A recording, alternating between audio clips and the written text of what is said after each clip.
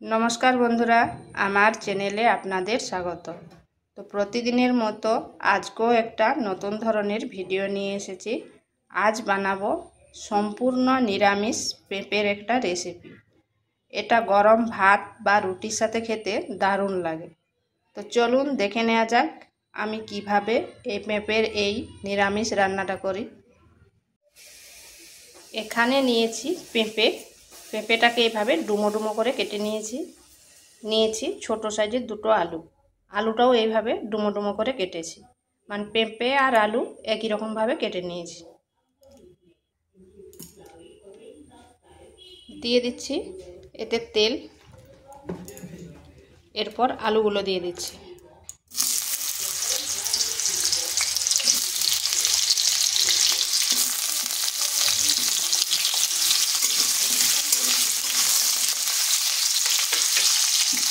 তার সাথে পেঁপেগুলোকেও দিয়ে দিচ্ছি।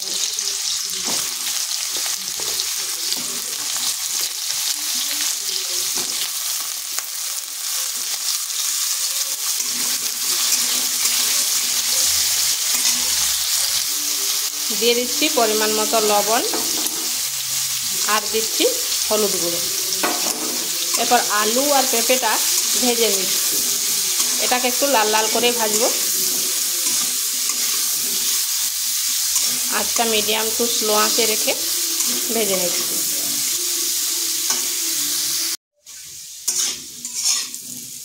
এইভাবে লাল লাল করে ভেজে নিয়েছি।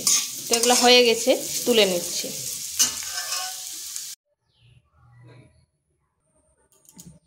এখানে আর এক চামচ তেল দিয়ে দিচ্ছি।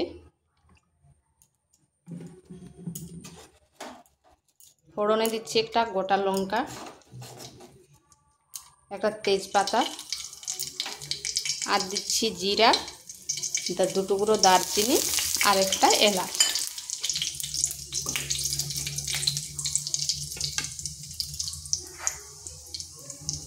দিয়ে দিচ্ছি একটা মিডিয়াম সাইজের টমেটো।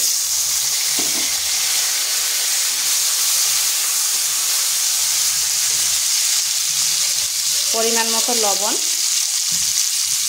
আর হলুদ গুঁড়ো।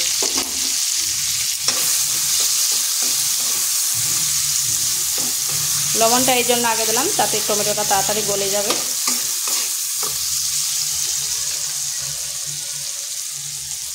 দিয়ে দিচ্ছি আদা বাটা।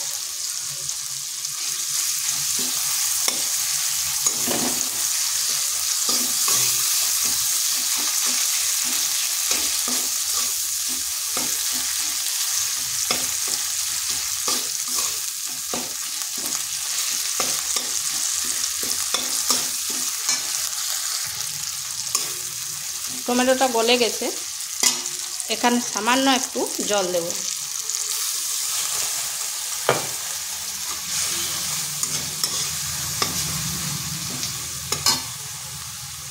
দিয়ে দিচ্ছি জিরা গুঁড়ো আর সামান্য লঙ্কা গুঁড়ো। এখানে খুব বেশি মশলার প্রয়োজন নেই।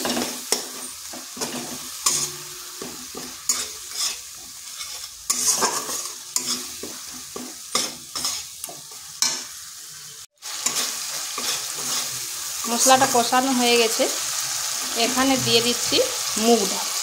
এক মুঠো মুগ ডালকে হালকা ভেজে করে ধুয়ে রেখেছিলাম, আমি কিন্তু ভিজিয়ে রাখিনি।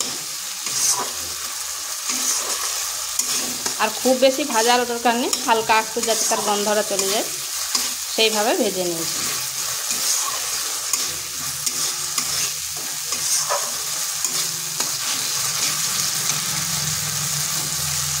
দিয়ে দিচ্ছি ভেজে রাখা পেঁপে আর আলু।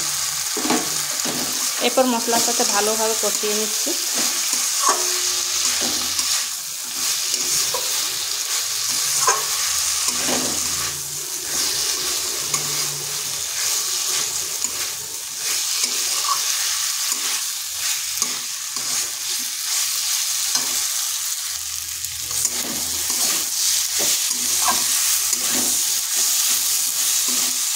কষানো হয়ে গেছে, এখানে দিয়ে দিচ্ছি জল।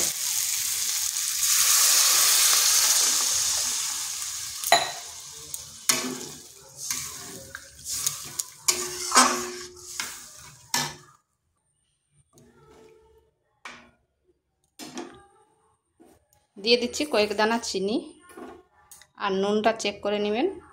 দিয়ে দিচ্ছি 2টা কাঁচা চেরা লঙ্কা।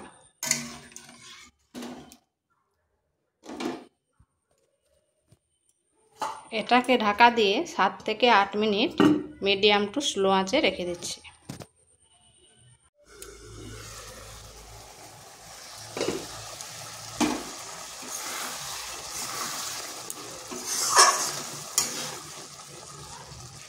দেখুন আলুটাও আর পেঁপেটাও খুব সুন্দরভাবে সেদ্ধ হয়ে গেছে, আর ডালটাও কিন্তু দানা দানা আছে।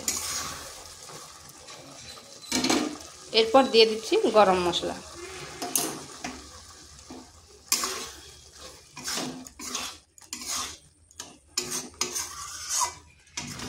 এটা ঠিক এইভাবে মাখো মাখো করব।